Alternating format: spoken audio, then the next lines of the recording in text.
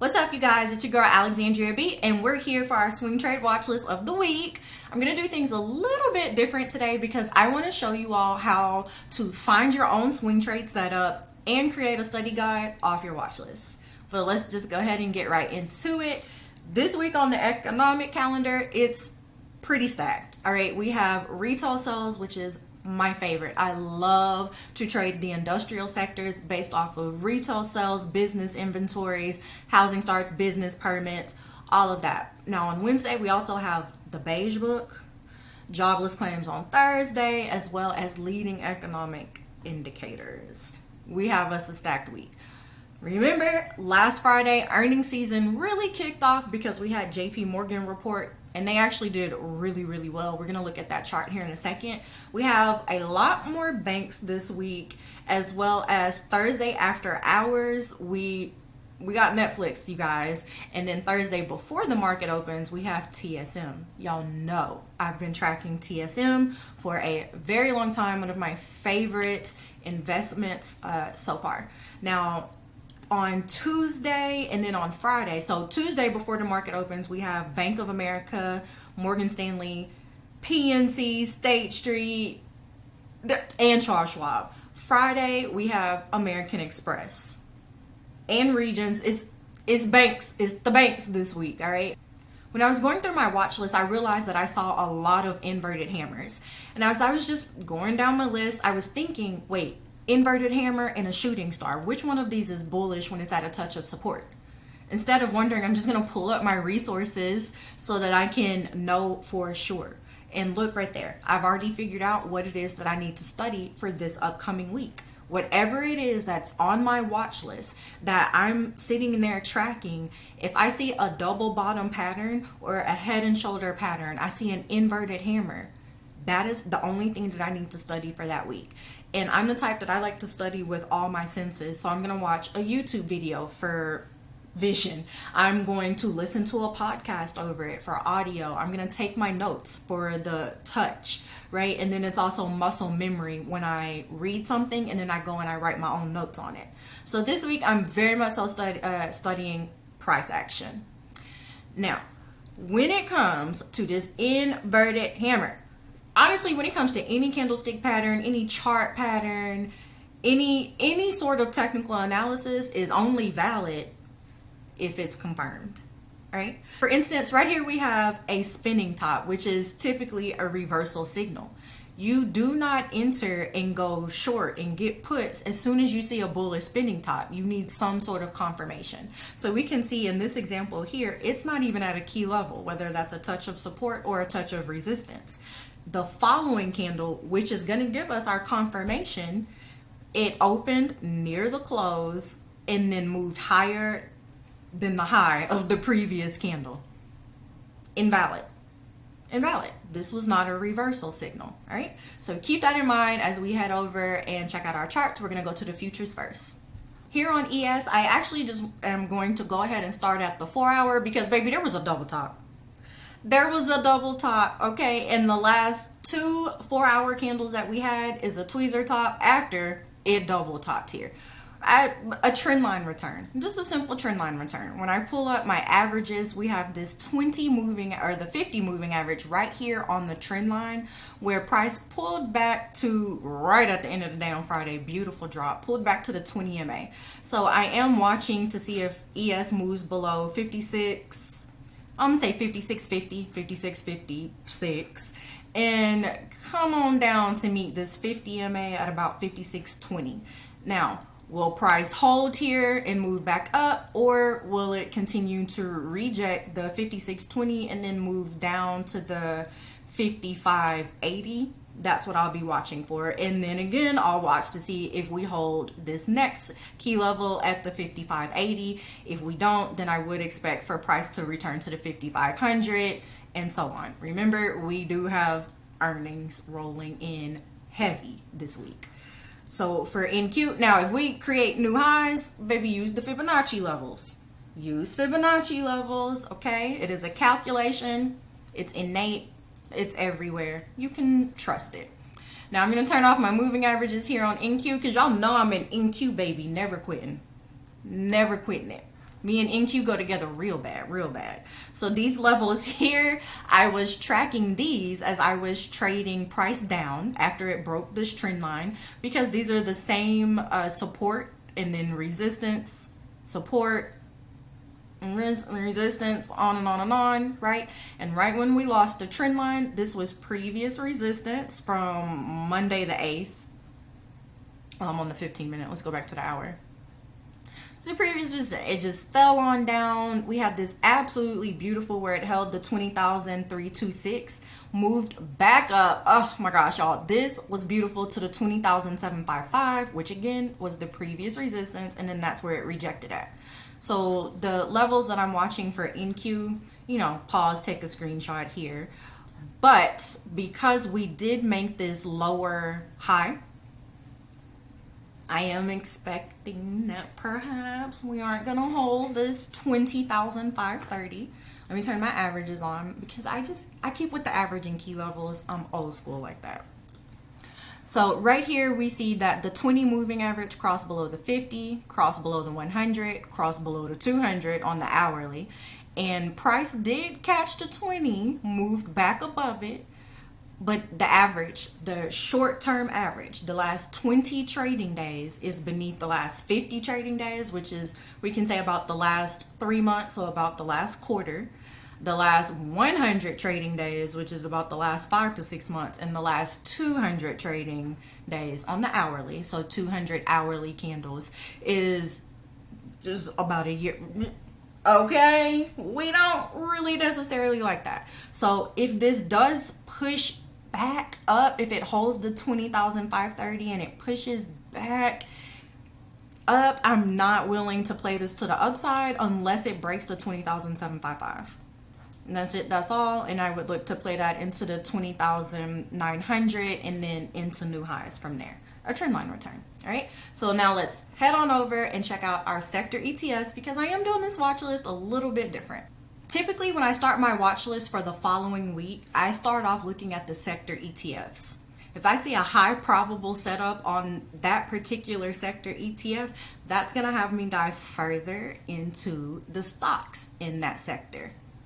Swing on thing, my babies. What do you see right here? An inverted hammer at a touch of support.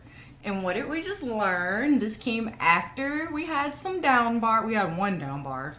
I guess we say it like that. We had one down bar there on the daily. Right here at this support trend line that we have from this low that was created June 24th. So this zone that I have right here is a weekly fair value gap. I know, y'all, I know.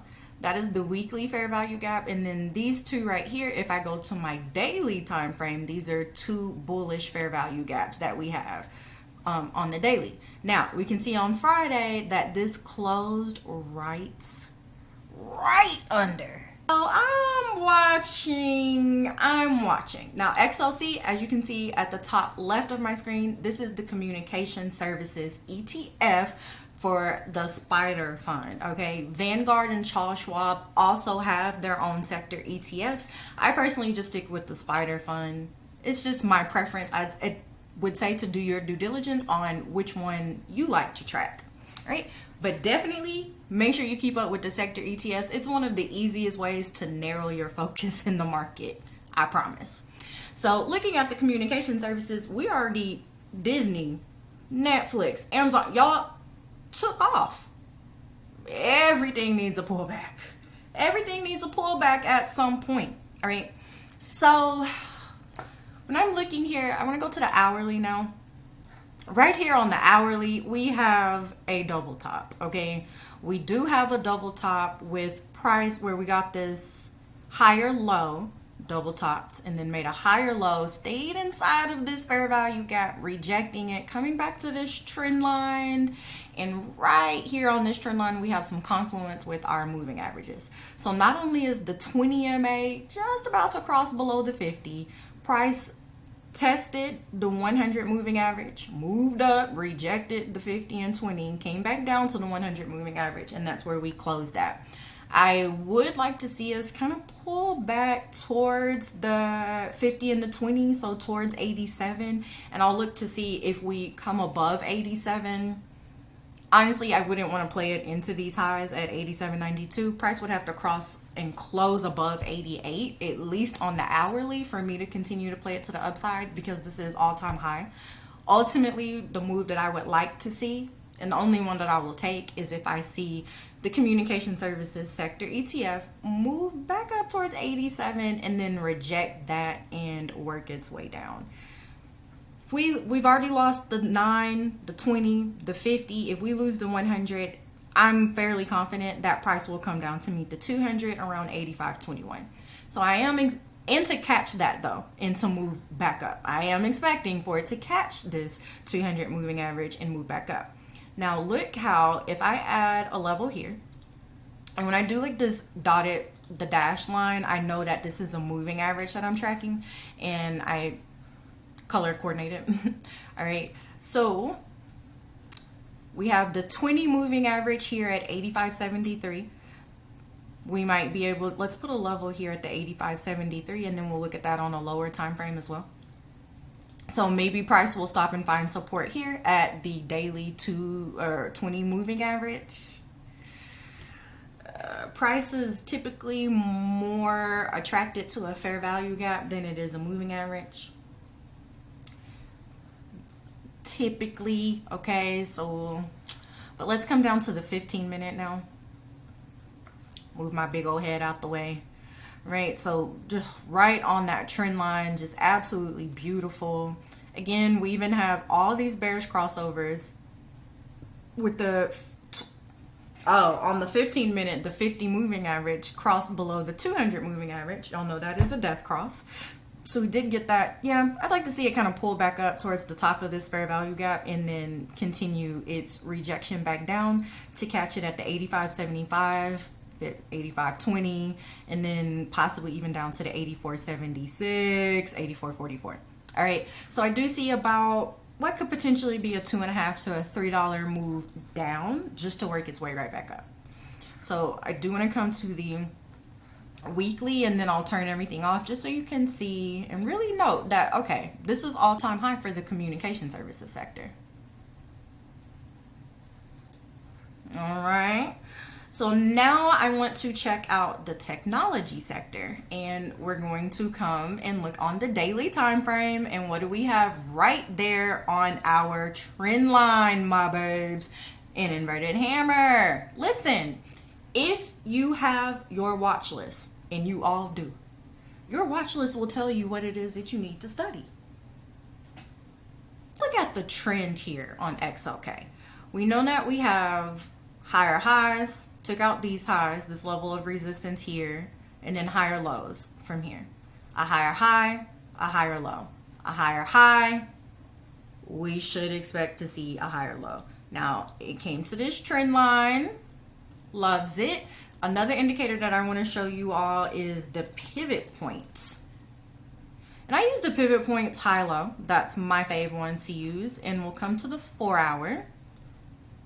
And we can see that the last low we had was the 22.36. Right in there. So this 22.36. So I shouldn't expect for price to come any lower than the 22.36. That would be my expectation. Now, if price loses the 22.36, we should be looking at shorting technology. That's what we should look at. Look at that. Beautiful. Look at that pivot. Right there. You held it.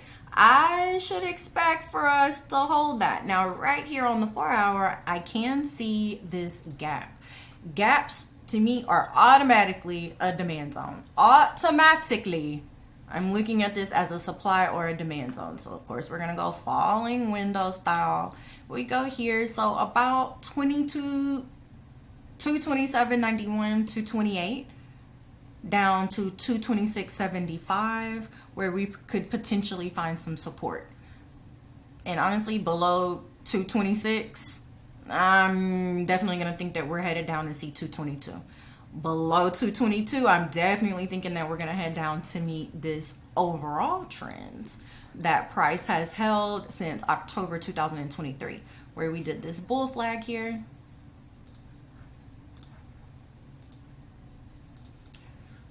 on and on and on, and then this became our new trend line that we were expecting from here. So looking at this, right, we did have this minor trend pullback, which looks more, definitely more so like a pullback when we're on a lower time frame. But here on the weekly, this was in April, that last real good pullback, because price consolidated right here.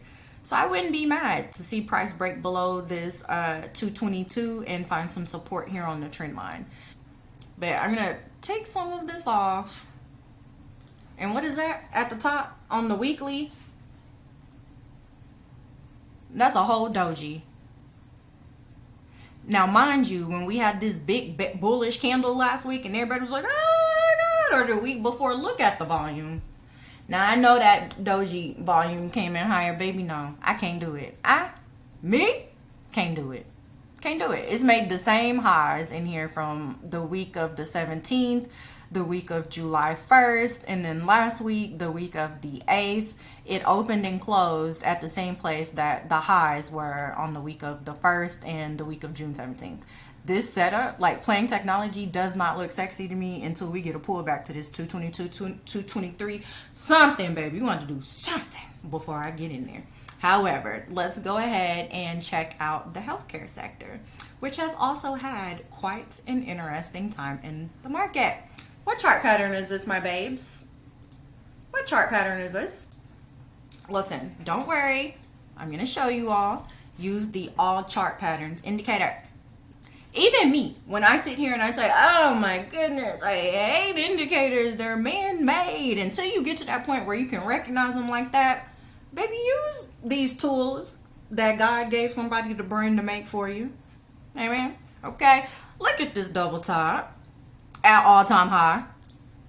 At all-time high. Let's check out XLV, which is the sector ETF for the healthcare sector. So I came straight to the weekly because I wanted you all to first know that XLV is at all-time high. On Friday, it came back to all-time high. February, the high was 148.27. The following week, 148.11. A couple weeks later, 148.23. In this last week, 148.89. This is all-time high, my babes, okay? Now, what do we see right here on the weekly? This is a double top. This is a double top. What do we see right here? We're making higher highs and higher lows after a drop, okay? The easiest way for you to pick up on chart patterns is using your trend lines. So if you use your trend lines, and I see that these are parallel channels making higher highs, higher lows, and then I look outside of the trend, because this actually goes there, like around there, because you have to look outside of your trend lines for the initial direction that price made, which here, mind you, I'm on the weekly, right? I'll drop down to the daily. It was a drop. This double topped, it dropped, higher highs, higher lows inside of these parallel channels. That's a bear flag. Potentially, right? But we'll only know if it comes back down towards the 144 and breaks below, then I would expect to go ahead and get this move to 138. Honestly, let me be direct. Y'all see this touch of support here. That was resistance, support right here on this trend line. So below 142, I would look to go ahead and trade this down to 138.23. Now, y'all know what I'm going to do. Put my averages, okay? I'm not interested in shorting XLV unless it loses 148.20. We are a little bit too high above 9 for my taste, right? We do have this 9 moving average 2 days ago, right? Down at 145.37.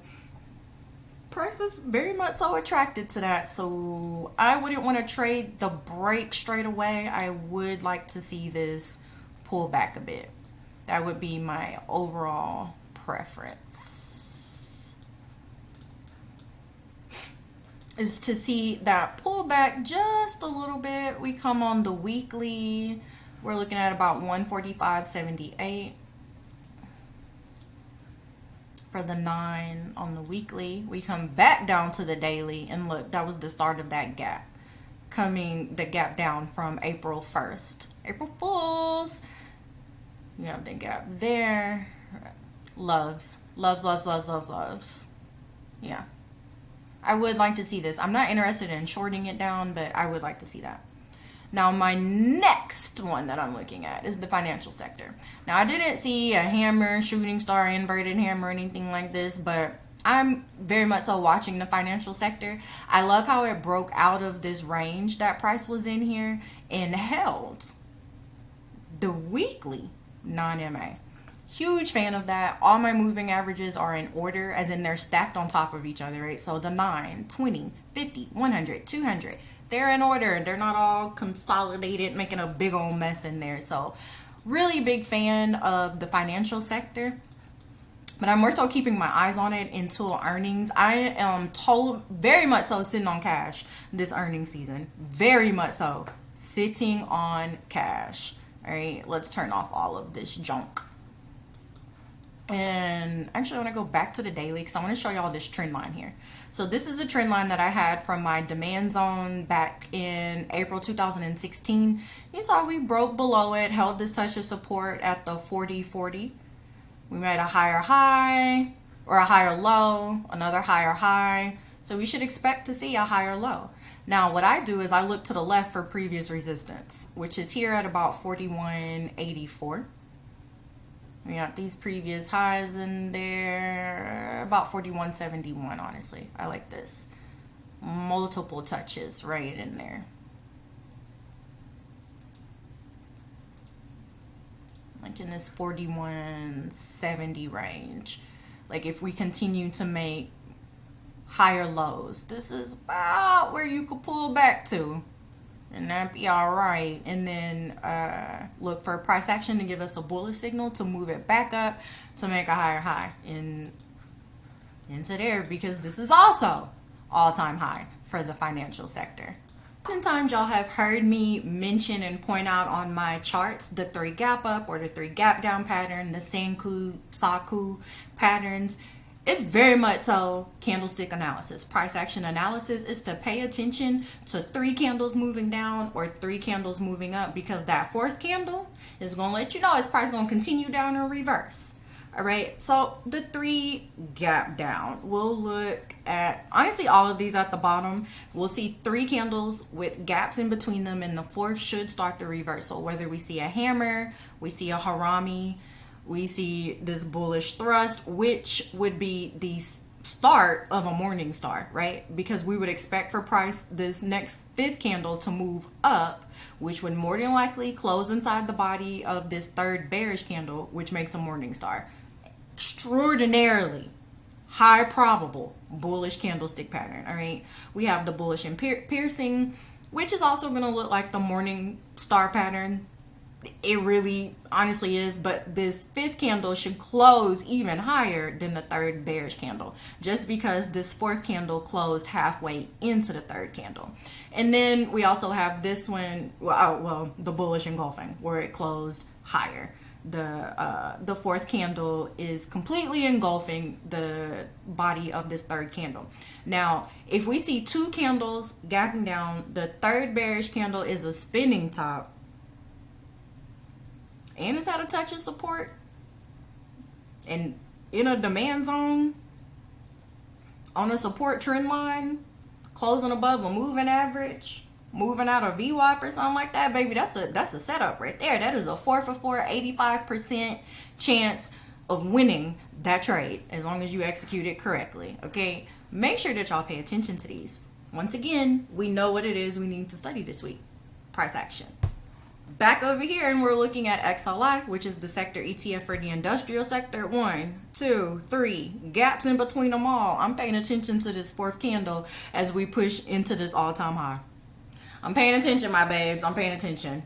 Now let's go ahead and head over to our watch list, even though I said I was going to make it really quick. And I want to start off with Zim. So this is a ticker that wasn't on my radar. I didn't know anything about it, wasn't paying attention to it, nothing, child. One of my mentees asked me to do my analysis on it. I'm not going to not trade something that I sat down and analyzed, and baby, Zim dropped 22.89%. The bag was made. The bag was made. I did not call this one out in the Discord. Sorry. Sorry, guys. And it didn't even have earnings. So I was just like, what the heck is this? It opened on Monday and then gapped down right below that dang on level, y'all. I was like, oh. And didn't even try to come back to the $20.91 to this low, child. Didn't even try. So I was like, all right, you know. Now these two bullish days where it attempted to push up, RSI was still moving down. MACD had already made the bearish crossover on Monday and the volume was lower. I stayed in. I bought time, stayed in. So on Zim, I'm going to say, look what happens when price gets to 1628. All right. If it loses 1628, go ahead and continue to trade this sucker on down. All right. And I'm using my moving averages as the levels to pay attention to. And so you see how this pulled back up to, and I would have stopped myself out if it crossed above the 20 moving average. But on Thursday, that sucker gap down. On Friday, that sucker gap down. What we got? 2 candles with a gap in between. We should go ahead and expect the third candle to do a little 1-2 gap. And then possibly that fourth candle, maybe that would be it catching the 100 moving average here at about 1508. And to move back up, we'll just have to watch price action and see what it does. So I just wanted to go through that one and look. On JP Morgan, we have another bull flag setting up here. So anyways, I do want to point that out. So for me, it's at 206.75. I mean, so yeah, I guess you could even say 207.76, but y'all already know I'm going to wait for it to cross 211. Why? I'm having to guesstimate in here when I can simply just wait for it to cross the highs and let's get it onto the 231, which is the projection for the year, right? Amazon, what did we just say when we were looking at XLC? I'm just saying. Child, I don't want to catch it down. Now, if Amazon happened to lose 189, please, God, don't. Then okay.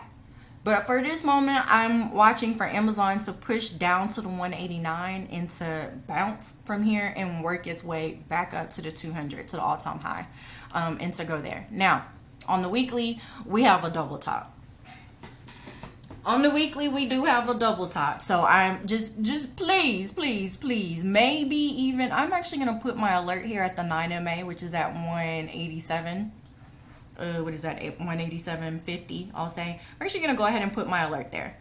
And I'm willing to watch price to break down there, which, look, that was the previous high, previous rejections, all in there. So actually, let's go ahead and move our level back there. So I'd like to see price push down into the 187 and then catch a bounce and move its way back up. Now, if the momentum is there and this breaks above the high of last week, so you get a break above 201.50, hey, just recognize that we just crossed all-time high and price has not pulled back yet. Due diligence on that, okay? It is against everything in my strategy to continue to trade something to the upside or continue to trade something to the downside if there hasn't been a pullback, because that's just increasing the probability that when I enter, price will then pull back. No thanks. Rivian, you came and did what the heck you had to do, baby. When my alert went off telling me that it broke above this 1537, I was like, okay, Monday, straight into it.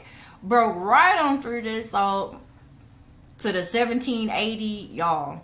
I hope that y'all got in. We did get in this in the Discord, and my target is still the 2473.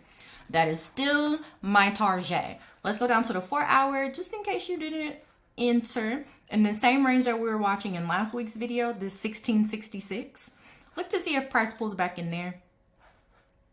Ooh, and it is right here on that on the hourly MA. So let's pull up the ribbon now, 9MA. Right there on that, and then we have the 1721 and the 50 moving average below it at 16. The 15-minute, this is too low for me, but the 200 moving average is 1586. So 1585 to 1650 or 1675. Look for price to pull back, get a touch of support in there. Ooh, but look here on the 4-hour, we have this 20MA there. So just don't enter if it starts to pull back, okay? Even if this pulls all the way back to 1540, Do not short this. The momentum is to the upside. Do not short Rivian. So I don't even have an analysis to the downside, honestly. I don't. Pull back, but don't short it. Keep track of a call contract that you want to get, and put it on your watch list. And as price is pushing down, right? You feel me?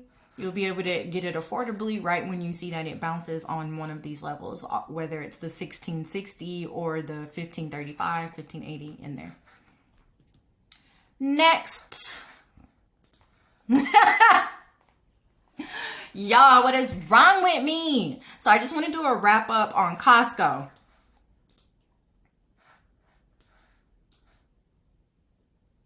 Because what the heck happened on Thursday? Because what the heck happened on Thursday?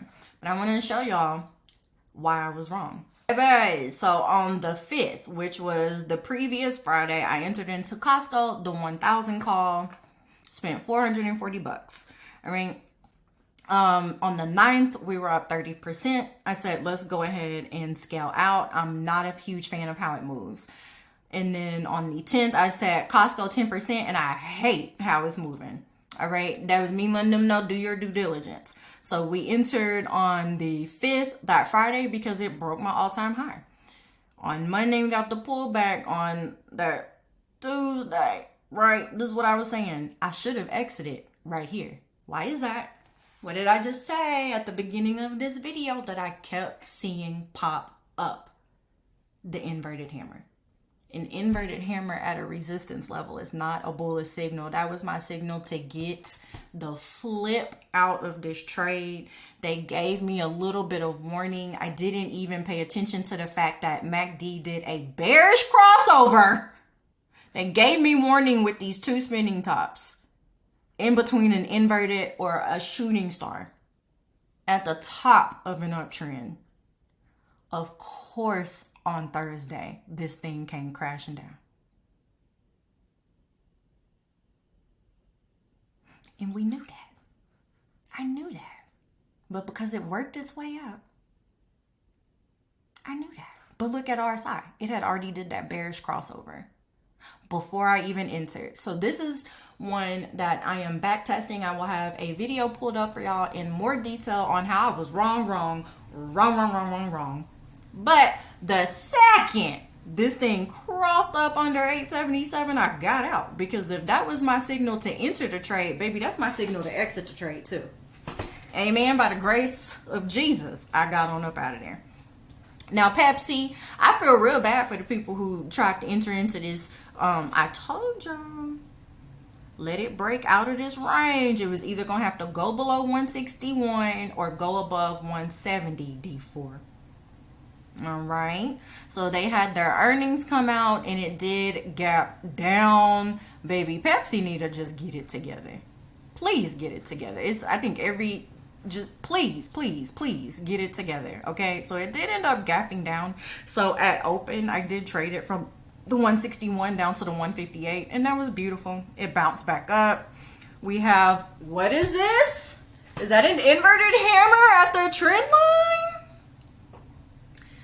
I'm just saying, y'all, but for me, Pepsi would have to cross 169 for me to get in, because it's done too many fake outs, too much consolidation. Subjectively, you could still say this was a double bottom. It would have been sexier holding it right there, but it did cross back above that level. We got the confirmation on Friday with it, but it's still the same thing. It's going to have to cross above 169.70 before I enter, and then I'm going to wait.